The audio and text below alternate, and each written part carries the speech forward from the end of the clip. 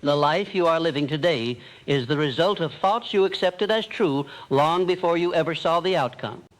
Most people believe their circumstances shape their thinking. In reality, it works the other way around. Your thinking shapes your circumstances. This isn't motivational language. It's a principle that governs every human life. What you repeatedly think, especially when no one is watching, quietly forms your expectations. Those expectations guide your decisions. Those decisions shape your habits, and those habits create your reality. We are not talking about random thoughts. We are talking about dominant thoughts, the ones you return to again and again, the ones that define how you see yourself, what you believe is possible, and what you unconsciously prepare for. Your mind is constantly creating. It does not wait for permission. It does not pause for certainty. It simply builds toward whatever picture you hold most consistently. That's why two people with similar skills, backgrounds, and opportunities can end up in completely different places. One expects growth, the other expects limitation, and life responds accordingly. Most people never realize this because their thinking runs on autopilot. They inherit beliefs from family, culture, past failures, and other people's opinions. Then they live out those beliefs without ever questioning them. This state is comfortable but costly. When your thoughts lack direction, your life begins to drift. You stay busy but unfocused. You work hard but without clarity. You move but not toward anything intentional.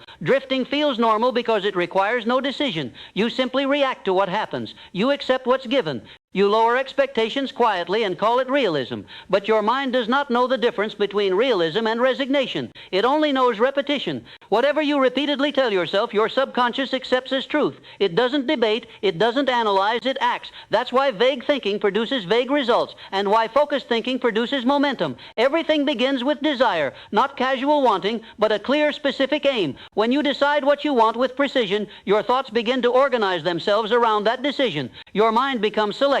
You notice opportunities you once overlooked. You hear ideas you once ignored. You become alert to paths that were always there, but invisible to an unfocused mind. Nothing outside you has changed. Your thinking has, but desire alone is not enough. If you secretly believe what you want is unrealistic, undeserved, or meant for someone else, your thoughts will sabotage your efforts before you even begin. Belief is the bridge between intention and action. Without belief, desire stays theoretical. With belief, it becomes movement. Most people struggle here because their words say one thing, while their inner dialogue says another. They speak ambition, but think doubt. They talk about growth, but expect disappointment. And the mind follows the strongest message. Belief is not built through force. It's built through repetition. The thoughts you reinforce daily shape what feels natural to you. What you consistently imagine, affirm, and emotionally attach to begins to feel familiar. And familiarity eventually becomes confidence. Emotion is the multiplier. Thoughts combined with emotion sink deeper into the subconscious. Fear-driven thoughts create hesitation. Faith-driven thoughts create action.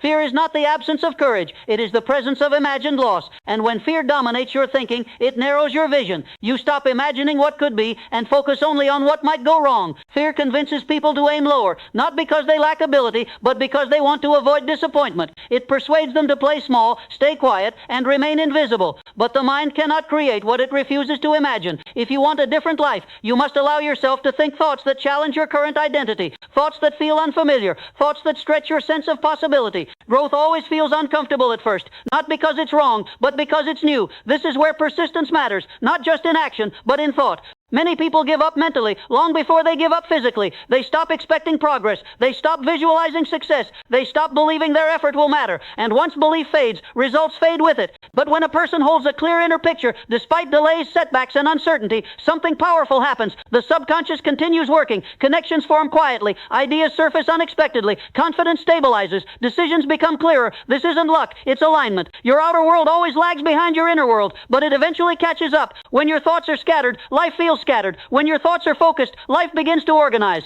Your actions follow your thoughts. Your habits follow your actions. Your results follow your habits. Change the source and everything downstream changes. So ask yourself honestly, what thoughts dominate your quiet moments? What story do you repeat about your limitations? What future are your current thoughts preparing you for? Because you are always moving towards something, even if that something is staying the same. You don't need to control every thought. You need to choose which thoughts you nurture. The ones you return to will eventually return results. Thoughts become beliefs. Beliefs become behavior. Behavior becomes reality. Your life is not random. It is patterned, and the pattern begins in the mind. Change what you repeatedly accept as true, and your life will eventually reflect that change. Not instantly, not effortlessly, but inevitably, because your thoughts are not just reflections of reality. They are instructions.